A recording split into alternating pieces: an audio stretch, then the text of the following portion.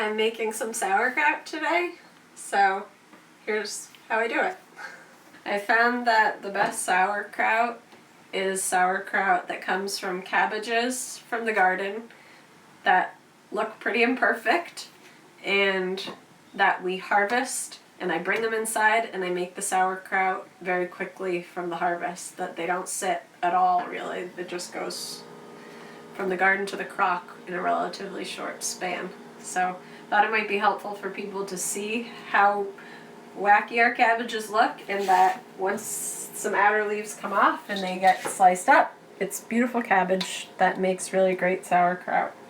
So don't be deterred if some slugs have had some fun time with your cabbage. We're happy for them too. Less for me to chop. I just cut off the very end, pull off the outer leaves, and then cut this, all of this. I keep this in the sauerkraut. It's so good in there. Extra crunchy. It's, yeah, extra delicious. So the whole thing goes in. Yeah, it's nice when it stays intact, and and you get one of those in the sauerkraut. That's like the true best moment. I'm in the middle of making bread at the same time, so I won't let it contaminate the cabbage, but just maybe we'll make a video about this in the future. It's sourdough bread that you can do in the midst of life pretty well.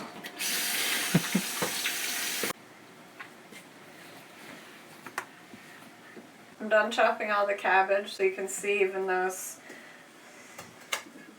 messed up cabbages made a lot of nice cabbage. And for a long time I just made sauerkraut by feel. I would sprinkle in salt by feel, and when the salt reached a level that was just a little bit saltier than I would have liked the finished sauerkraut to be, that was my sign. I put it the right amount of salt, and that would be that. But recently I've been weighing the cabbage and measuring the salt, and I think it makes a better sauerkraut as much. At least for me, I think it does. But if you don't have a scale and you haven't made sauerkraut before, that's what I would do. Just keep salting and massaging it with your hands until when you taste it, the taste is just like a little too salty than you would want. Then that's good. So don't just add a ton of salt at once, but keep adding and tasting until it's like just a little bit over that level, and then it's good. But I'm gonna measure it, and I've been doing for every 2 1/4 pounds of sliced cabbage, I've been putting 2 tablespoons of salt, and I've been really liking the sauerkrauts that come out of that, so that's what I'm gonna do. I don't know, it seems ridiculous. It's not like I measure very precisely, but just to get the sense, somehow when I do this measuring, it seems like the sauerkrauts come out better than when I just do it by taste. Maybe it's in my head, but it works. Yeah, so that's the 2 1/2 pounds, and then it'll just be, well, I don't exactly measure, but like say that's the tablespoon, and that's another tablespoon, so yeah, and then so I just do it in batches when I have this much, and I just massage it for a while until it starts getting pretty wet, and then I'll pack this in the crock, and then I'll just keep going through, and then I'll add other aspects that I want, like I'll probably put some garlic in here and other things, which I guess we'll get to at the end. If you're making a big batch, I think it just helps to do that measuring for the first couple, so you remind yourself of like the quantity of the weight, what that looks like, and with the salt, and then you can just go back to going by feel. But for me, I think it just works better to do that measure because I'm an undersalter by nature, so what tastes salty to me in a finished sauerkraut is probably not actually salty enough. So if you salt a lot, you might be fine just doing your own thing, but if you're an undersalter, it might help you to measure like it does for me. So it forces me to use more salt than I would naturally use, and then it makes a really good sauerkraut. I have all this salted cabbage divided between these 2 crocks. I just divided it because it can get a better weight if it's not so full. And then I've chopped up a lot of garlic and I'm gonna add that. So I decided 8 cloves per crock. I don't know, it's very random, but I'm gonna mix it in. I do different additional things whenever I feel like it. So then I'm going to add black currant leaves to each batch. The tannins in the black currant leaves help, I think, to keep the sauerkraut a little more crispy for longer. So I just throw them in, and I'm going to mix them in with the garlic.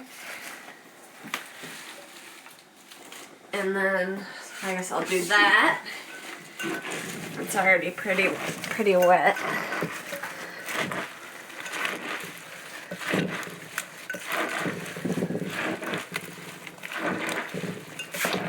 Now, all that moisture is just from the salt drawing the moisture out of the cabbage, right? Yeah. Straight up.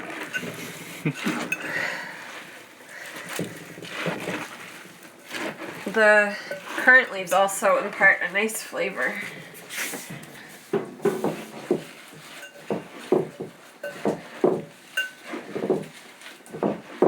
I'm also going to add a bunch of fresh marjoram to the batches. I'd add more if I could, but this is sort of the end of our line for marjoram at the moment. What other herbs could people add if they don't have marjoram? Any. Nice.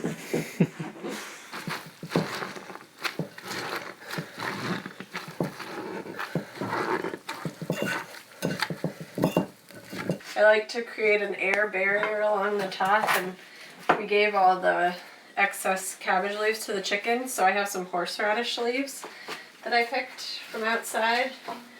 They also help keep it crisp too, so it's not a bad addition. They could be mixed in instead of the currant leaves or in addition to the currant leaves, but I'm going to put them over the top of the sauerkraut. I'm just cutting off these very hard end stalks and dulling up my knife. But I just fold them and lay them in there. And then I also picked some big squash leaves because we've got a lot of those in the yard for a little extra layer. Yeah, I'm just gonna put them in there for a little fun, extra fun.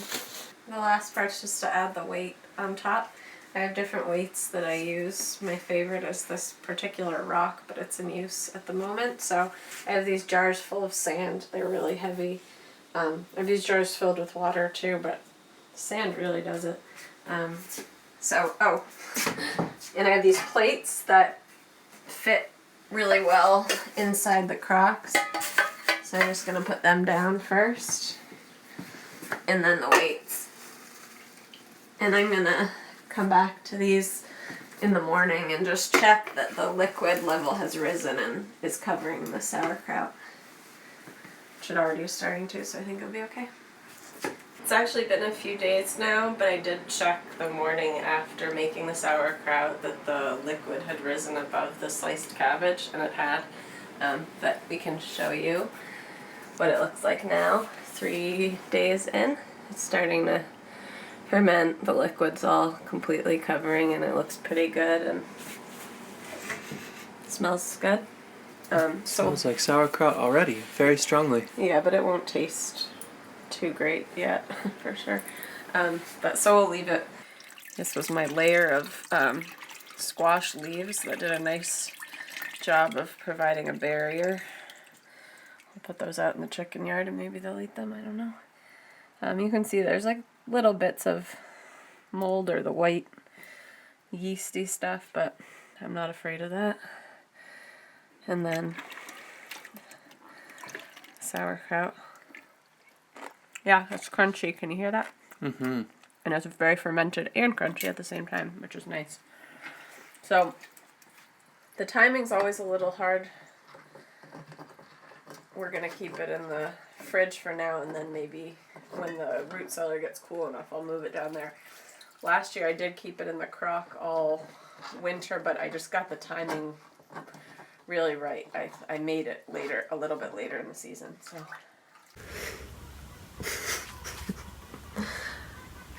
That's our pretty lengthy video on a very simple process, but maybe it's useful for some people.